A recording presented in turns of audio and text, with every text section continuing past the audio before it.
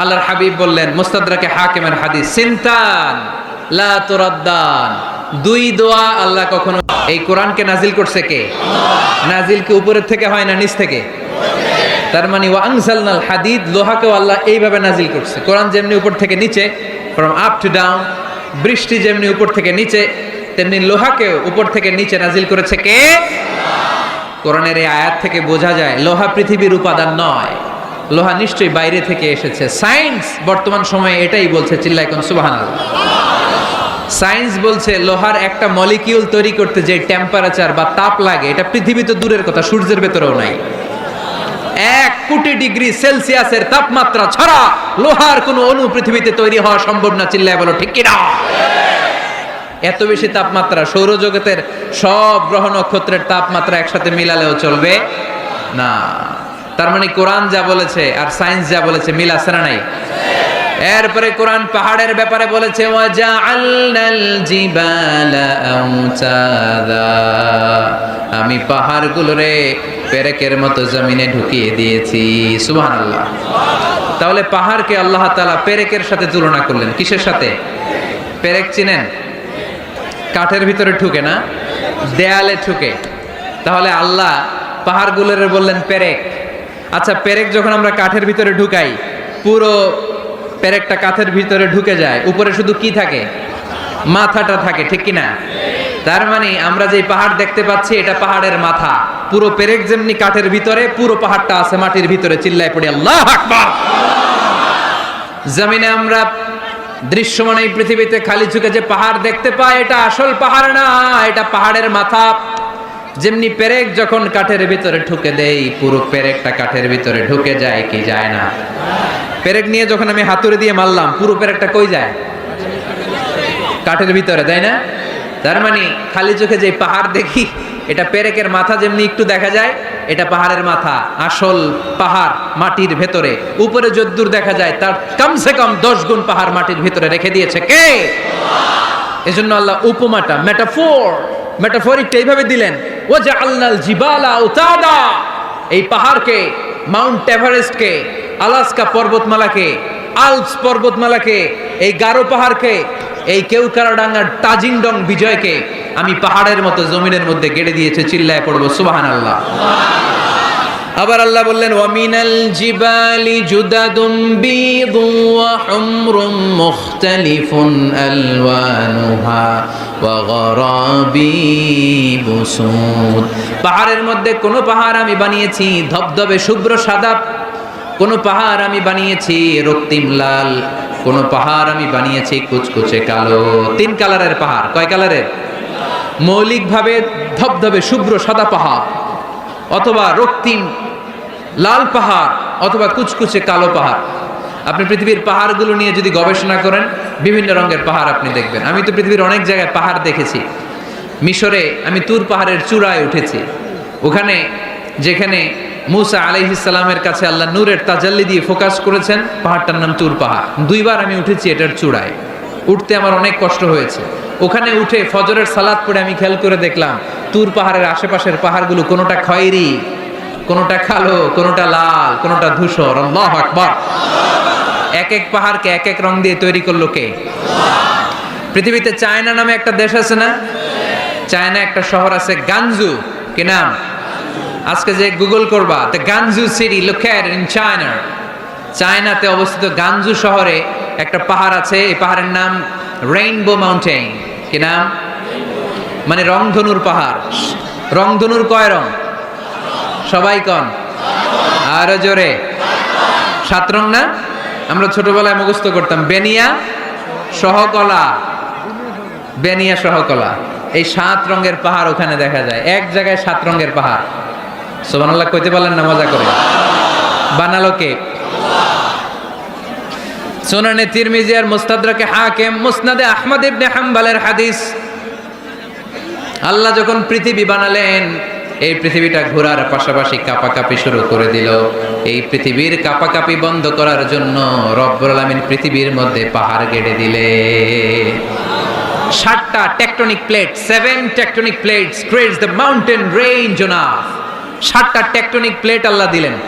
পৃথিবী সৃষ্টি করার পরে পৃথিবী কাঁপে, আল্লাহ পাথর দিয়ে পেরেক মারলেন, পৃথিবী আর কাঁপে না। সুবহানাল্লাহ কর। ফেরেশতারা দেখে তো অবাক। ফেরেশতারা বলে, আল্লাহ পাহাড়ের এত শক্তি, পাহাড় গেড়ে দিলেন পৃথিবীতে, আর পৃথিবী কাঁপে না। হাল মিন খালকিকা আসাদ্দু মিনাল জিবাল, আল্লাহ আপনার সৃষ্টির মধ্যে পাহাড়ের চেয়ে শক্তিশালী কি কিছু আছে? আল্লাহ বললেন, নাআম, আছে। আল হাদিদ, লোহা। লোহা পাহাড়ের চেয়ে শক্তিশালী, কারণ লোহা পাহাড়ে মারলে পাহাড় ভেঙে যায়, ঠিক কিনা? ফেরেশতারা আরো অবাক, লোহা এত শক্তিশালী? হাল মিন খালকিকা আসাদ্দু মিনাল হাদিদ, আল্লাহ তাহলে লোহার চেয়ে শক্তিশালী মনে হয় কিছু নাই, আছে? আল্লাহ বললেন, নাআম, আছে। আন্নার, আগুন, কারণ আগুনের মধ্যে লোহা ফেলে দিলে লোহা গলে যায়, ঠিক কিনা? ফেরেশতারা তো আরো অবাক। ফেরেশতারা বলে, তাই নাকি? আগুন এত শক্তিশালী, তো হাল মিন খালকিকা আসাদ্দু মিনান নার, আল্লাহ আপনার সৃষ্টিতে আগুনের চেয়ে শক্তিশালী কিছু আছে? আল্লাহ বলে, আছে। আলমা, পানি, কারণ আগুনের মধ্যে পানি ঢাললে আগুন পাওয়া যায়। ফেরেশতারা তো এবার আরো অবাক, পানি এত শক্তিশালী?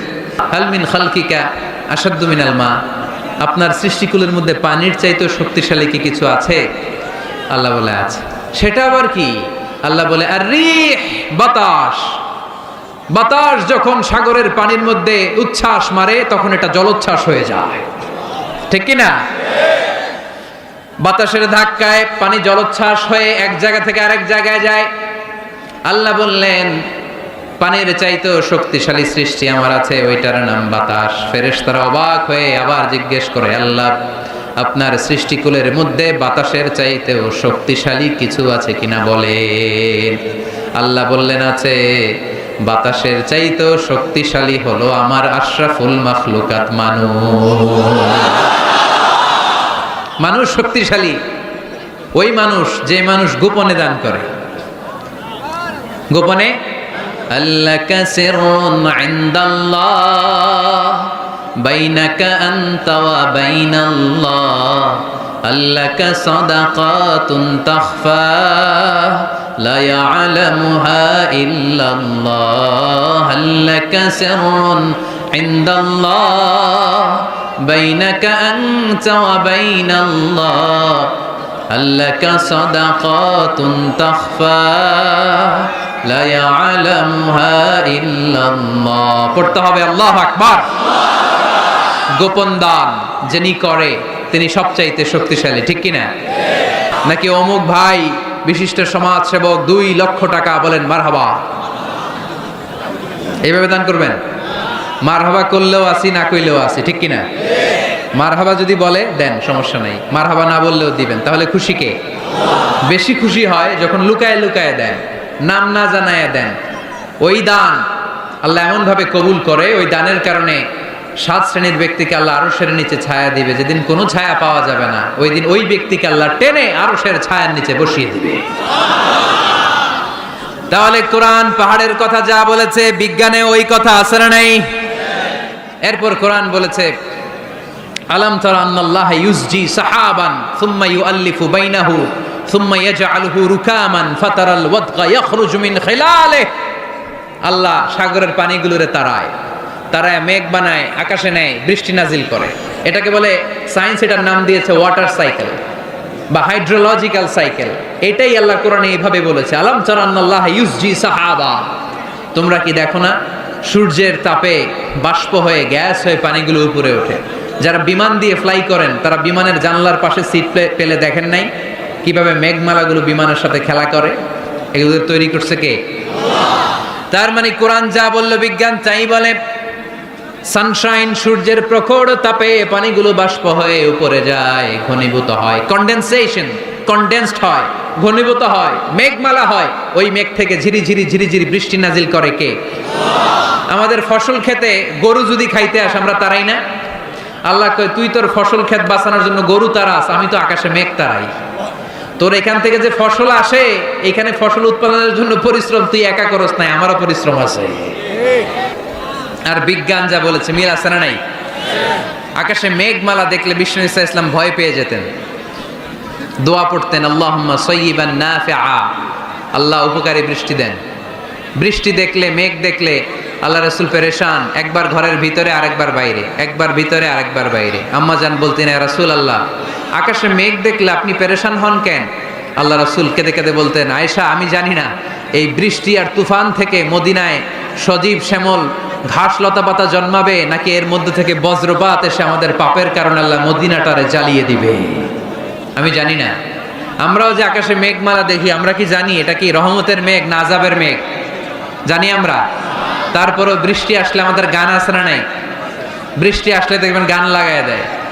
বৃষ্টি পরে টাপুর টুপুর, ওই কয় পায়ে দিয়ে সোনার নুপুর, সব মুখস্থ। এগুলো করা যাবে না।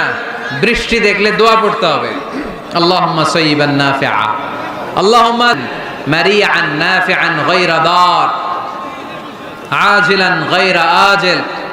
আল্লাহ এই মেঘমালা থেকে এমন বৃষ্টি দাও যেই বৃষ্টি আমাদের জন্য কল্যাণকর, যেই বৃষ্টিতে ঘাস লতা পাতা জন্মায়, যে বৃষ্টিতে আমাদের গবাদি পশুর জন্য রিজিক থাকে। কল্যাণকর বৃষ্টি দাও আল্লাহ, ক্ষতিকর বৃষ্টি দিও না, তাড়াতাড়ি দাও, দেরি করো না। চিল্লায় পড়েন আমিন।